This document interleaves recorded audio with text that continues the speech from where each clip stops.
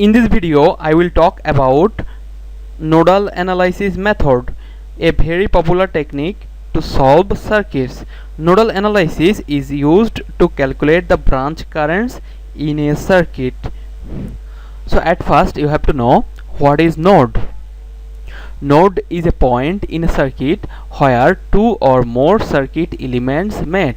If you look at this point, you will see at this point we will have this 6 ohm resistor, this 5 ampere current source, and this 12 ohm resistor connected. That means I can say this is a node. Or if you look at this terminal, you will see at this terminal the negative terminal of this voltage source, this terminal of this 5 ampere current source, and the negative terminal of this 12 volt source is connected. That means I can say this is also a node. Okay, so node is the point in a circuit where two or more circuit elements meet. Now I will talk about nodal analysis briefly. In this nodal analysis method, one of the node is taken as reference node. When a node is taken as reference node, it will have a voltage of 0 volt, and the potential or the voltage of all other nodes are measured with respect to that reference node, and those nodes except the reference node will be known as independent nodes. Once we calculate the potential at the independent node or independent nodes, we can calculate each branch current because the voltage across each resistor is known. Now let me discuss about the circuit analysis using nodal analysis method. Calculate the current through each resistor. Here we have two resistors, 6 ohm and this 12 ohm resistor. I have to calculate the current flow through this 12 and this 6 ohm resistor. Now before applying nodal analysis method,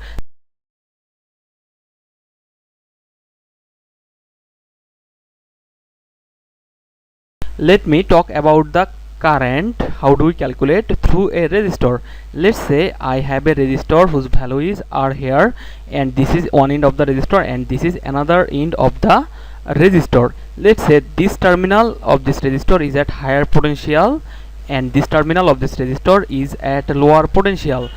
Now our conventional current will flow from higher potential towards this lower potential. That means our current will flow in this direction. Okay, so I can expect our current I will be in this direction. So how do we calculate the value of I?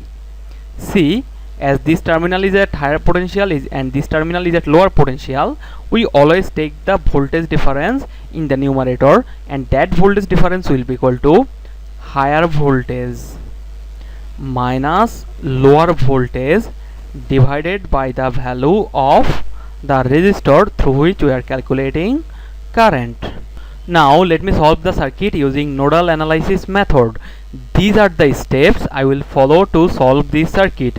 At first step, I have to identify the total number of nodes. After that, I will pick a reference node whose voltage will be equal to 0 volt. See, V0 will be equal to 0 volt to the reference node. Now see, here you will see at this terminal, one end of the 6 ohm resistor, another one end of the 12 ohm resistor, and one end of this 5 ampere current source are connected. Therefore these will indicate a node. Now look at this ground terminal.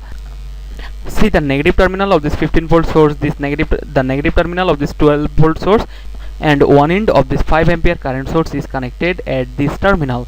That means this will be another node. So here we will have total two nodes in this circuit, and I have to pick a reference node with respect to which I will assign other node voltages. Usually when we are applying nodal analysis, the ground terminal is taken as reference. Okay, so this ground will be our reference node. Now, and I will assign a voltage of V0 equal to 0 volt to this reference node, V0 equal to 0 volt. Now I have to assign node voltages to all other nodes. See, we are left with only one node. Let's say with respect to this reference node or this 0 volt, this node has a voltage of V1. and the node or nodes other than the reference node in a circuit is termed as independent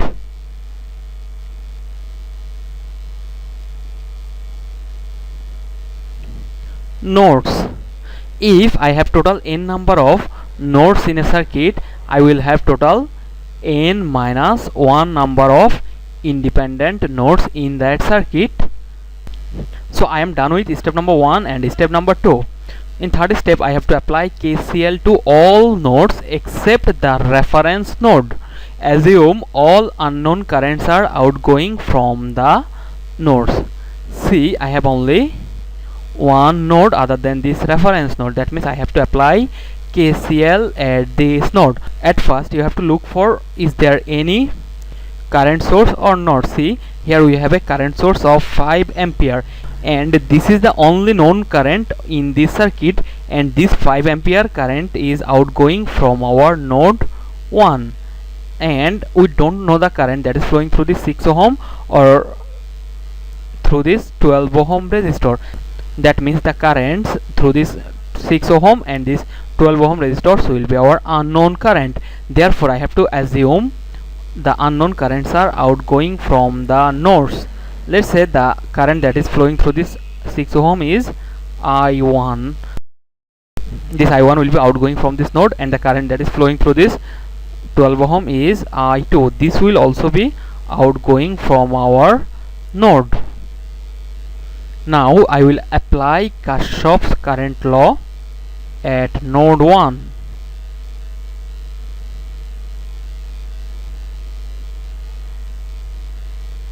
KCL, that means summation of incoming currents or summation of entering currents will be equal to summation of outgoing currents. See, we don't have any incoming currents at this node. Therefore, in the left portion I will get a value of 0, and in the right side you will see this I1 5 ampere and this I2 are outgoing from the nodes. I1 plus 5 plus I2.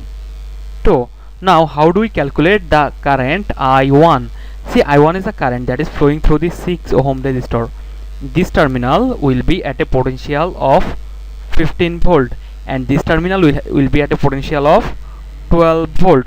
Now see, as I1 is flowing from this terminal to this terminal, therefore our I1 will be equal to higher potential. As current is flowing from this direction, so this terminal will be at higher potential. Higher potential minus lower potential divided by the value of resistor. V1 minus 15 divided by 6 plus 5 plus, now what will be the value of current I2? See, I2 is flowing from this terminal towards this terminal.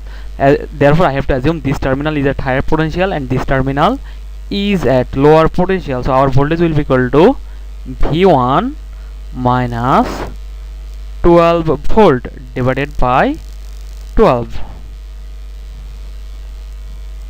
V1 minus 12 volt divided by 12,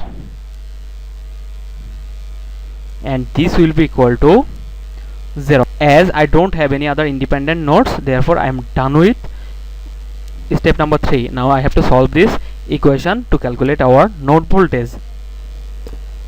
If I take the LCM of these three terms, I will get, so our V1 will be equal to minus 6 volt. Okay, now I will calculate the current through this 6 ohm resistor. See, I have assumed I1 is flowing in this direction, and this node has a value of voltage of minus 6 volt. So our I1 will be equal to V1 minus 15 divided by 6. Here V1 is equal to minus 6 and the value of voltage is minus 15 divided by 6. Therefore our voltage will be equal to minus 21 divided by 6, which will be equal to minus 3.5 ampere. That means our I1 is actually flowing in this direction. It has a value of current equal to 3.5 ampere. Now what will be the value of this I2? I2 equal to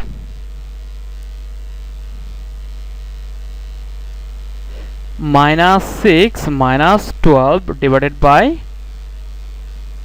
12, which will be equal to minus 18 divided by 12.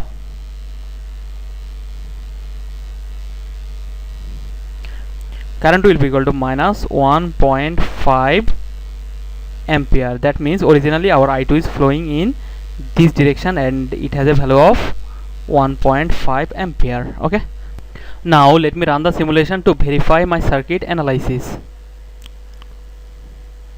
See, this is the circuit structure, and this node 1 has shown a voltage of minus 6 volt, which I have deduced in my calculation.